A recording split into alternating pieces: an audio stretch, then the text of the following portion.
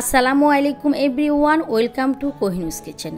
আজকে তৈরি করব সবার অনেক পছন্দের কলিজা ঠান্ডা করা ম্যাঙ্গো মিল্ক পুডিং।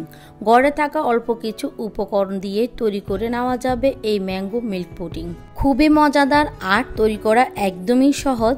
এই গরমে ঠান্ডা ঠান্ডা এক পিস মিল্ক পুডিং খেলে মন প্রাণ দুটোই সতেজ হয়ে যাবে।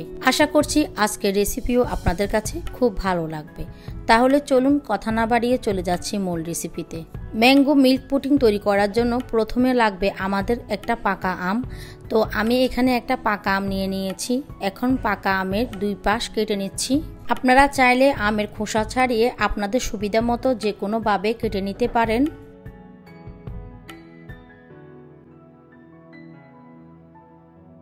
এখন একটা ব্লেন্ডারে জার নিয়ে নিয়েছি আর জারের মধ্যে আমগুলোকে আমি ছোট ছোট করে টুকরো করে এভাবে কেটে নিচ্ছি। আপনারা আপনাদের পছন্দ মতো যে কোনোভাবে কেটে নিতে পারেন।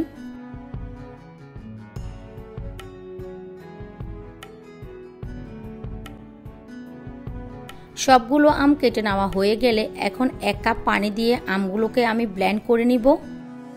আমগুলো যখন ব্লেন্ড করা হয়ে যাবে তখন এরকম একটা চাকনির সাহায্যে আমের পিউরিটাকে ছেলে নিতে হবে, যাতে করে আমের মধ্যে কোনো ধরনের অবশিষ্ট থেকে গেলে তখন এই চাকনির মধ্যে সেগুলো থেকে যাবে।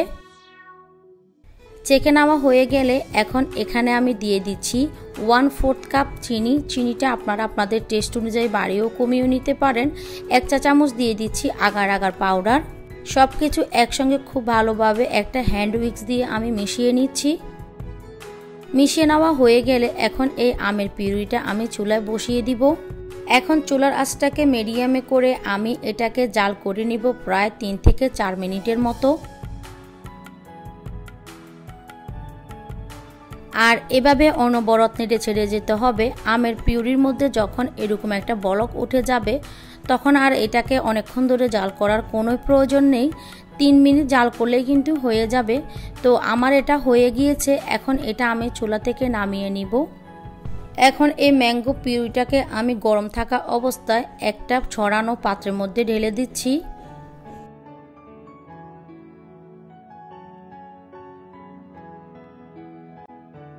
এখন এই ম্যাঙ্গো পিউরিটাকে আমি নর্মাল টেম্পারেচারে রেখে দিব 10 মিনিটের জন্য। 10 মিনিটের মধ্যে এটা খুব সুন্দরভাবে কিন্তু জমাট বেঁধে যাবে। এবার এই ম্যাঙ্গো পিউরিটাকে ফ্রিজে নর্মাল চেম্বারে রেখে আমি ঠান্ডা করে নিয়েছি 20 মিনিটের জন্য। দেখতেই পাচ্ছেন খুব সুন্দরভাবে এটা সেট হয়ে গিয়েছে। এখন এগুলোকে আমি ছোট করে টুকরো করে নিচ্ছি।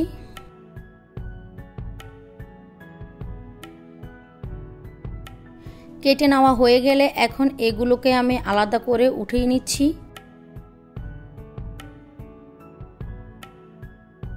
এক টুকরো জেলো আমি হাতে নিয়ে দেখিয়ে দিচ্ছি। এগুলো দেখতে ঠিক এরকম হয়েছে। এখন যে মোল্ডে আমরা পুডিংটা সেট করব ওই মোল্ডের মধ্যে জেলোগুলো ঢেলে দিচ্ছি। এখন এই জেলোগুলোকে আমি একটা সাইডে সরিয়ে নিচ্ছি। এখন পুডিংয়ের জন্য আমরা মিল্কটাকে রেডি করে নিব। তার জন্য প্যানে আমি নিয়ে নিচ্ছি 2 কাপ লিকুইড দুধ।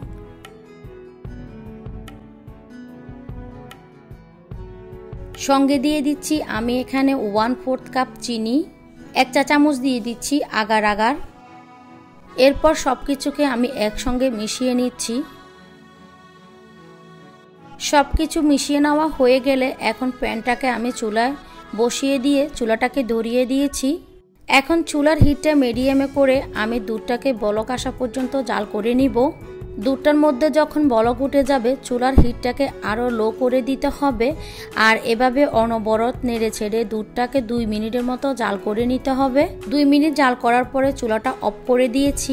আর এই গরম দুধটাকে আমি যে জ্যালোটা একটা মোল্ডের মধ্যে ঢেলে রেখেছিলাম ওই মোল্ডের মধ্যে দুধটাকে গরম থাকা অবস্থায় ঢেলে দিতে হবে। সম্পূর্ণ দুধ দেওয়া হয়ে গেলে এখন এটাকে এইভাবে নেড়ে ছেড়ে একটু উল্টিয়ে পাল্টিয়ে দিতে হবে। এই কাজটা কিন্তু সঙ্গে সঙ্গে করতে হবে, তা না হলে কিন্তু এটা খুব তাড়াতাড়ি জমাট বেঁধে যাবে। এবার এটাকে আমি একটা সাইডে রেখে দিব 30 মিনিটের জন্য। এবার এটাকে নর্মাল চেম্বারে রেখে দিয়েছি আমি 2 ঘন্টার জন্য। 2 ঘন্টা পরে দেখতেই পাচ্ছেন এটা খুব সুন্দরভাবে সেট হয়ে গিয়েছে। এখন এটাকে আমি মোল্ড আউট করে নিচ্ছি।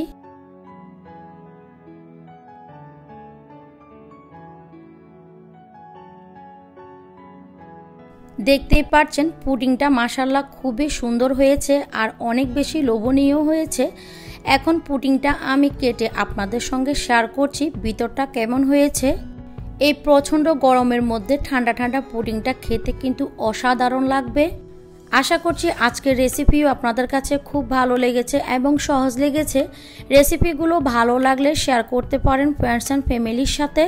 আর এখনও যারা আমার চ্যানেলটিকে সাবস্ক্রাইব করেননি প্লিজ সাবস্ক্রাইব করে পাশে থাকা বেল আইকনে ক্লিক করে রাখবেন, যাতে করে আমি এরকম নতুন নতুন ভিডিও আপলোড দেওয়ার সাথে সাথে আপনার কাছে নোটিফিকেশন চলে যায়। সবাই অনেক বেশি ভালো থাকবেন, সুস্থ থাকবেন, সবাই সবার জন্য দোয়া করবেন। আল্লাহ হাফেজ।